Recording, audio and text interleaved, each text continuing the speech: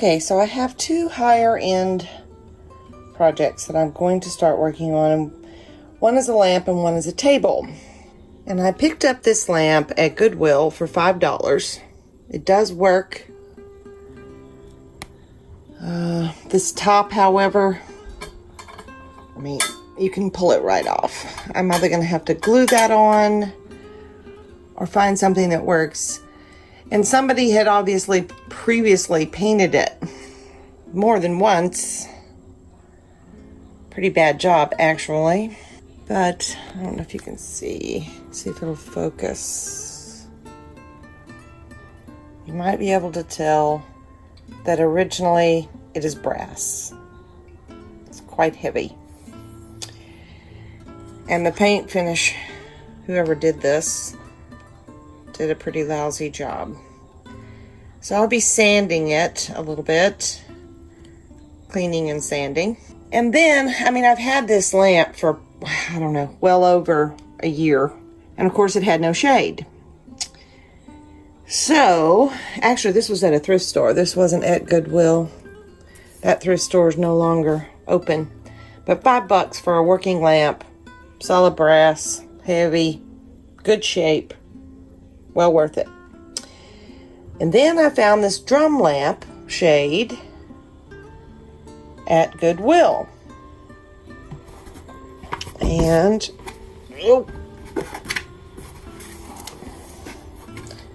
for $3.99. Now, it's 14 inches, good size, but the outside's a little dirty. And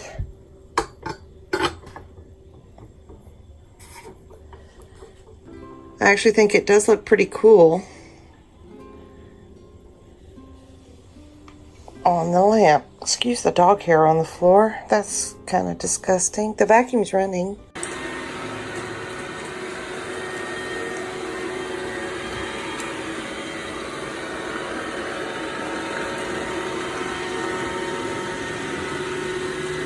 It'll get here eventually. So let me show you what my thought process is, and I'm going to get started. The inspiration for this lamp came from this new transfer from Iron Orchid Designs. It is Toile, and there are 8 pages. I just thought it was beautiful. Not necessarily my style, but maybe someone will like it and purchase the lamp. The transfer is going to go on the lampshade, so the next thing I had to decide is what color of paint did I want to paint the lampshade for the background, with the Toile being on top. I have 4 colors here. That one I'm moving, I ended up eliminating. I knew I wanted to use 2 or 3 shades because of the table that I would be doing that I think this lamp would go well with. And back to my faux days, I always like to make samples. So here on a little board I have painted the Heritage Traditions All-in-One Paint Abbey, a strip of that, Annie Sloan's French Linen. French Linen was the main one I wanted to use. So I did the French Linen across 3 sections and then did some dry brushing. Now here I had already cut my transfer sheets. I needed to use 3 for the lampshade. I had already trimmed them down to the height of the lampshade, which was 14 inches. And these transfer sheets, thankfully, were 16 inches tall, which was another reason why I wanted to use them for the lampshade. So I'm taking the little scrap piece here and I'm applying the transfer across the whole board to see which of the sections that I enjoyed the most. Anytime you order one of IOD's transfers, it comes with this little plastic stick that you use to rub across the transfer to get it to adhere to your surface. Now you have to rub it all first, as you saw me do, but here I'm doing something they call riding the wave, and basically it's taking a corner that you already have down and then carefully creating a little bubble, a little pocket of air. And sometimes that little pocket of air helps to release the transfer to your surface. But you still need to be very gentle, very careful, because if it doesn't release, then you need to rub like I'm doing here, and then carefully push that along. Sometimes it works, sometimes it doesn't, so you have to back it off and rub some more if part of the transfer doesn't release.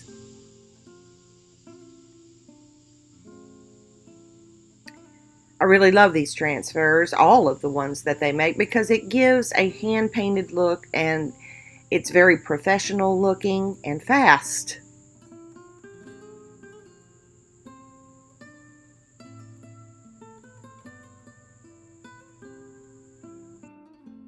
I'm trying to decide here which one I like, and I ended up knowing I would like the one that was more complicated, the last one. It has a dry brush of linen white along with Abbey, and then more dry brush of the French linen. So that technique was what I did to paint the lampshade first. Now before you apply a transfer, you need to seal it. I did not want to brush on a sealer on this because it is a fabric. So I actually used my Rust-Oleum chalked clear matte. I've applied the first piece of transfer, and I want to tell you, when you're applying not on a hard surface, it's more challenging. Even though the English toile was quite beautiful on the lampshade, something seemed to be missing. So in comes IOD molds and clays. Now this is their trimmings number 3 mold. I especially love this mold because, as you can see, on one side you've got the finished edge, but then on the other side they have the carve out, so you can put multiple pieces together with a seamless transition. Their air dye clay is the only clay I will use anymore. I've tried several and none is the quality of theirs. Additionally, I have several molds from a couple of different companies, and no one matches the quality of IOD's molds. They have this patented micro rim edge around each section of mold, and it makes it super easy to get sharp, crisp, clean lines. Now, to make your casting, you want to start by brushing a little cornstarch in the mold that you're going to be using, and then just dust it out like you would a cake pan. I have the clay here. I'm rolling it into a string, and then I'm going to smoosh it. I guess that's a technical term. Smoosh it down into the mold. Now I'm going to show you a little different technique on how I remove the excess clay. You can use your thumb along the edge with that micro edge. It's easy to remove, but I like to use my Japan scraper. It's actually a trowel, but it gets a nice clean edge, and my hands are less messy. To remove your mold, you want to let gravity do the work. So flip your mold over and gently roll it back until you get all the way to the end, and voila, you have a beautiful casting. I didn't show doing this, but I glued the molds on using Titebond's Thick and Quick. Taped it to the top of the lampshade and let it dry. Then after it had dried, I painted it, but I saw a few little cracks. So I wanted to fill those in with just a little bit more of the clay, let that dry, and then finished painting with the French linen, and then I added white wax.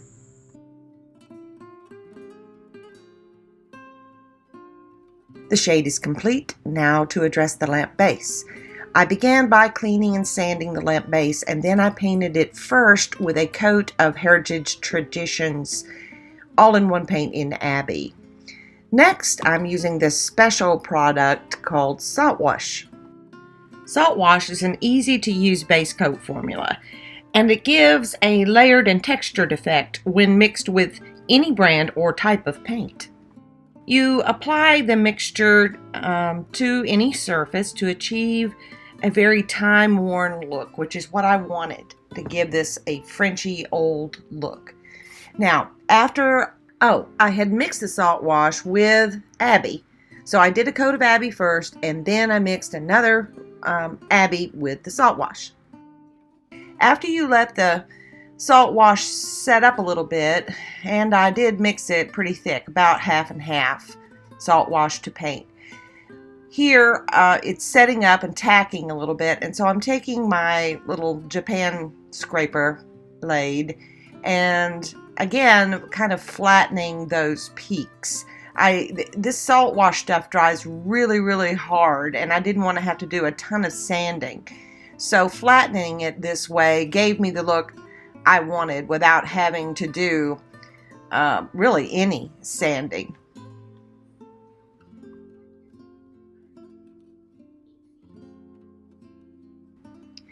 To complete the look after everything was dry, I also gave the lamp base white wax. It hangs in the crevices and just certain places. You can lay it on as thick or as thin as you'd like. I'm very pleased with the overall look of the lamp. I think it came out quite nicely.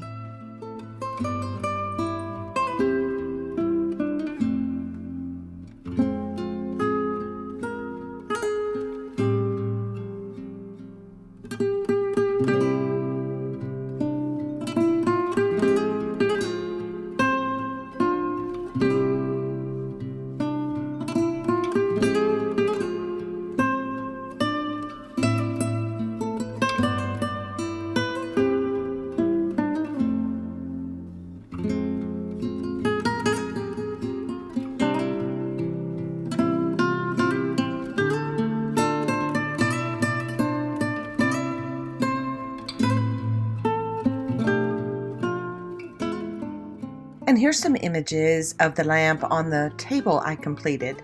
If you're interested in how I did this, stay tuned. It will be the next thrift flip video.